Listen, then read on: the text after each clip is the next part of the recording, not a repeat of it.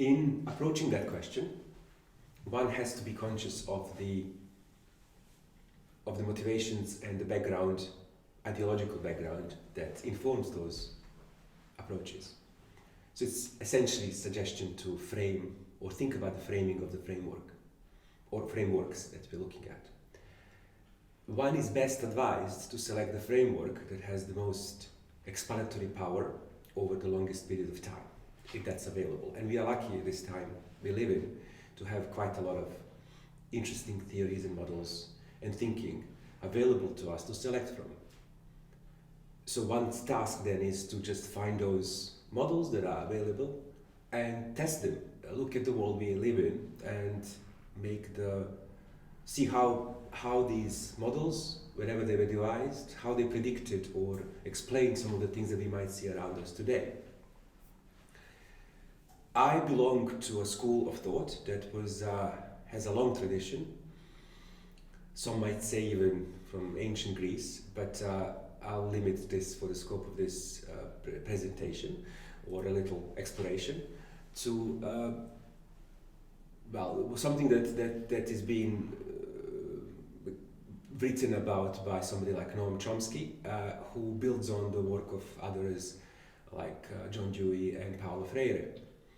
And this is essentially a social justice and progressive humanizing approach.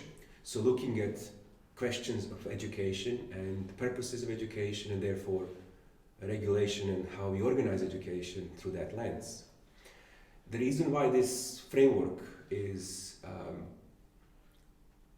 close to me, or why I find their approach more powerful than others, is because it speaks to something so inherently human, which is the egalitarian and equality instinct that we have, that has been tested on many mammalian species, and it comes up every time as solid grounds, or our nature is to consider others as equal to us and not to and if that's not in place, then there is issues of sustainability of that system of relations.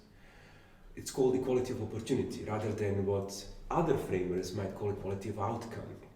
And God forbid we will have quality of outcome. Why should we all have the same wages or whatever? Would be the argument out of the other side. But that's not what this is all about. It's about equality of opportunity. Everybody should be given equal opportunity to develop themselves. And then whatever comes after will be appreciated by others because they had the equal opportunity to be as good as somebody who may be better than them. So it'll be more sustainable just on that level. But there is loads more to be said about this, and I will just provide some, obviously, links to resources to these materials that I mentioned, but just on the topic of, if you don't even care about everything that I've just said, let's just take one brief look at what this framework entails. In one of the lectures that Chomsky has given about 10 years ago, he really explores this idea, and the lecture is titled Education for Whom and for What? And he essentially frames this in this particular way, which is the class struggle, and how those who have tried to their best, by all means available, education included, to control those who don't have, or the establishment versus the rest of us. Now, that is something that Chomsky places in our modern history, so something that is closely available to us in our own experience, to the 60s, United States of America, toing and froing between social rights movements and response by the establishment. So we can see that education has been reconfigured around that time, and for those purposes, because there was a real danger to the establishment, perceived by the establishment, and real in many ways, that the voices of the many and the social justice and the movements will prevail and take away from their control. So they introduced education as a commodity to prevent as many as possible from accessing education, because in educational contexts a lot of ideas have been brewed and discussed that were really kind of homing in on the idea that the system is a little bit out of order for as far as these instincts, as I said, humanizing instincts are concerned. That, again, just to give you a small item there, is that one of the things that is very available very easily to a first sort of analysis is that capitalist system, socioeconomic system, is predicated on inequality. You have to have bosses and owners and managers, and you have to have workers on the other side for capitalist system to be existing. To have democracy, on the other hand, you have to have equality, because if one person's vote is worth like any other person's vote, then that's the only way you can have democracy. Otherwise, you don't have democracy. You have other things.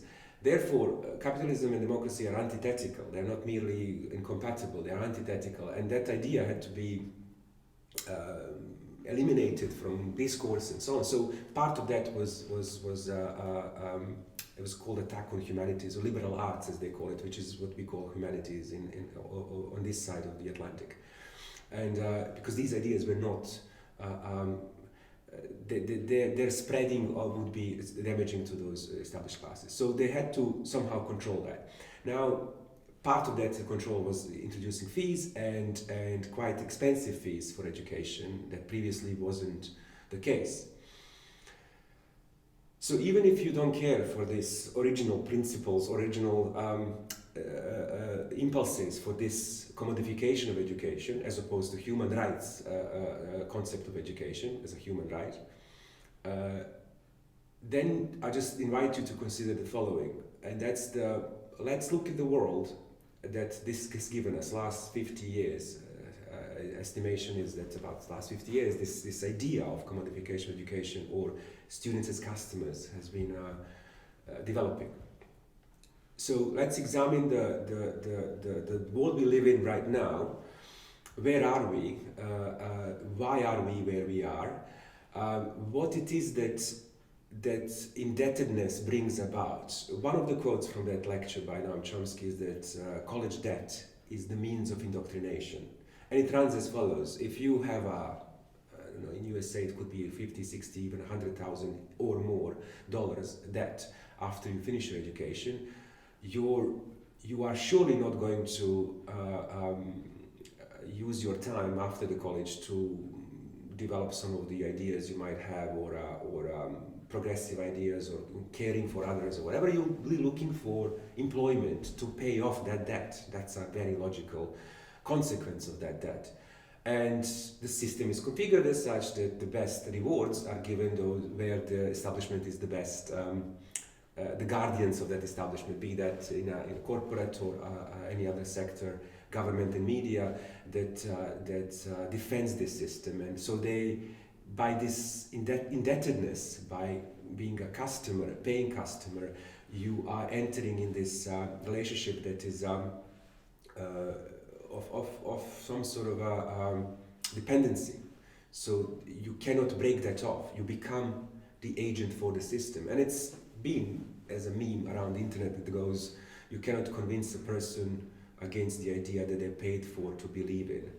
And once your payment and wages come from a particular work you do, then everything will be aligned with that idea.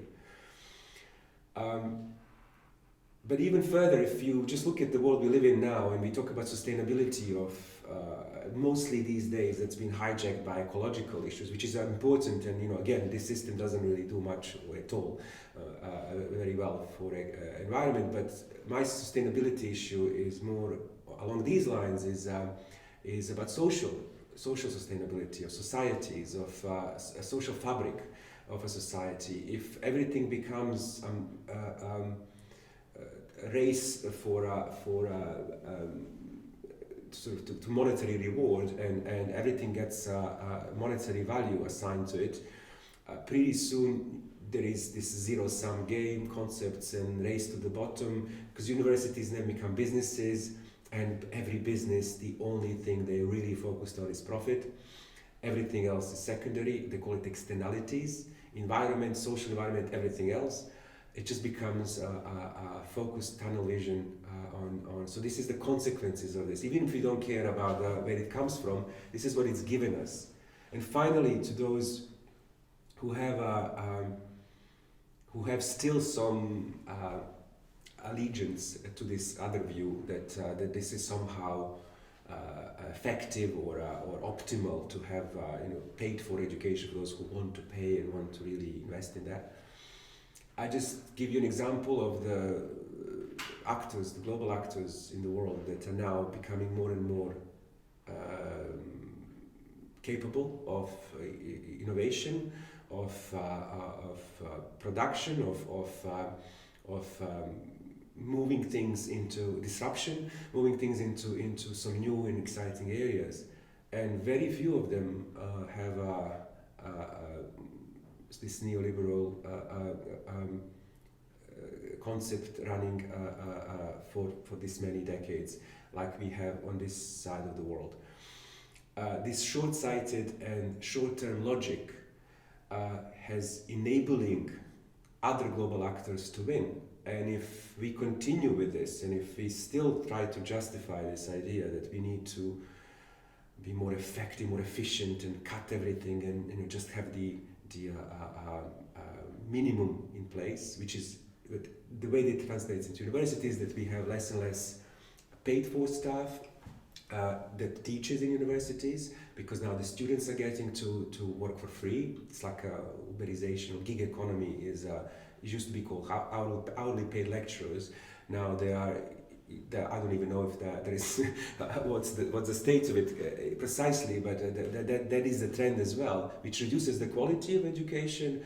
Then those who are experienced and qualified academics, they have to deal with 300, 400 students in their classrooms. Again, that's not education. That's a training at best. You can't have a dialogue, and Paulo Freire and others remind us that the only education is through dialogue and hearing the voices and getting, so that cannot be that cannot happen in an environment of 400 students to one teacher. So all of that is to say that there is no really doubt in my mind that student as customer is the shortcut to the very bad place that I hope we will somehow reverse and never arrive at, hopefully. Thank you.